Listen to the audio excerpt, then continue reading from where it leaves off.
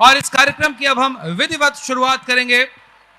और मैं चाहूंगा कि सबसे पहले सभी अतिथिगण जो यहाँ पर मौजूद हैं संयुक्त रूप से इस दीप को प्रज्वलित कर कार्यक्रम की विधिवत शुरुआत करें। सर, मुझे लग रहा है कुछ चीज यहाँ पर भी है, यहाँ पर भी आप लोग आ सकते हैं। स्टॉल्स अपनी एक्टिविटीज को बंद कर दें, बेसमेंट में आ जाएं। This is last and final call for everyone to be present here.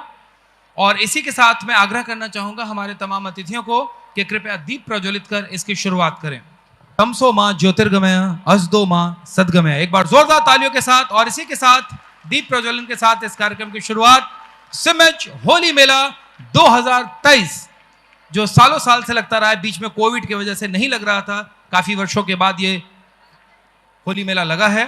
और इसके साथ मैं चाहूंगा सिमज के निदेशक श्री नीरज अग्रवाल जी से कि कृपया अतिथियों का वो स्वागत करें।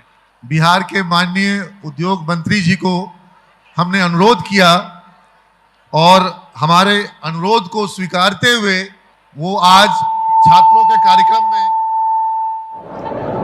यहाँ आज लोगों का उत्साह बढ़ाने के लिए आए हैं। और मैं बहुत जोरदार स्वागत करना चाहूंगा, आप लोग सबके से आग्रह करूंगा कि जोरदार तालियों के साथ माननीय उद्योग मंत्री महोदय जी का आप लोग स्वागत करें। आप अपने जीवन में आज एक उद्यम कर रहे हैं, आप अपने जीवन में आज एक नई शुरुआत कर रहे हैं। आप में से कई छात्र ऐसे हैं जिन्होंने आज कुछ रिस्क लिया, उद्यमिता की राह पर एक कदम बढ़ाया और अच्छा अनुभव आप लोगों को मिले, इसकी पूरी व्यवस्था की गई है।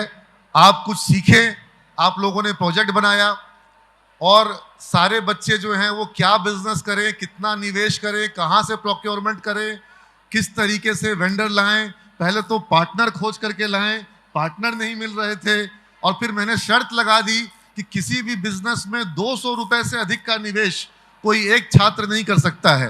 तो अगर आपको ज़्यादा निवेश करना था तो आपको पार्टनर चाहिए थे।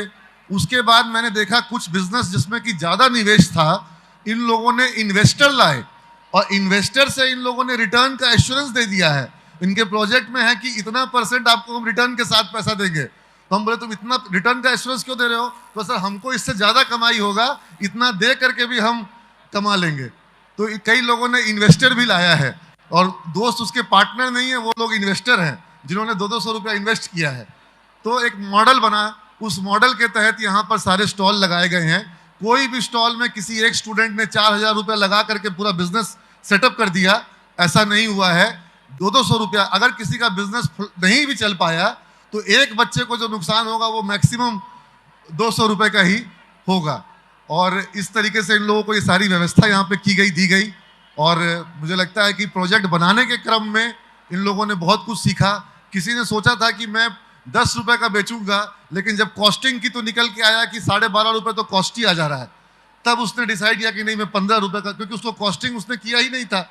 तो ऐसा इन लोगों ने, अब किसी ने कॉस्टिंग किया तो उसमें गैस नहीं जोड़ा। हम बोले गैस का भी तो पैसा लगेगा। बोला नहीं, गैस तो मम्मी के पास से घर से ले आएंगे।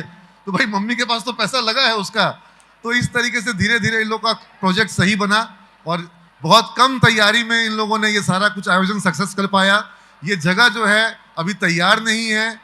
यहाँ पर बिहार के एक बहुत ही सुंदर संस्थान और एक तकनीकी संस्थान, और जहाँ से राज्य को तकनीक के क्षेत्र में नई तकनीक मिलेगी और नए स्टार्टअप मिलेंगे, ऐसा स्टार्टअप हब यहाँ पर बनना है। और स्टार्टअप हब बाद में बनेगा, स्टार्टअप्स की शुरुआत आज यहाँ पर पहले ही हो गई है।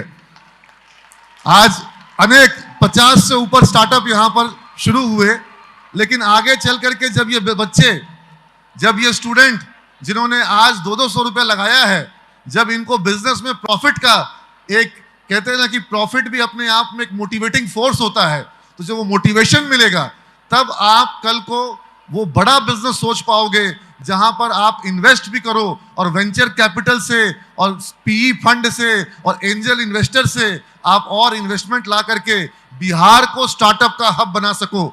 ये परिकल्पना है। शुरुआत हमेशा छोटी होती है।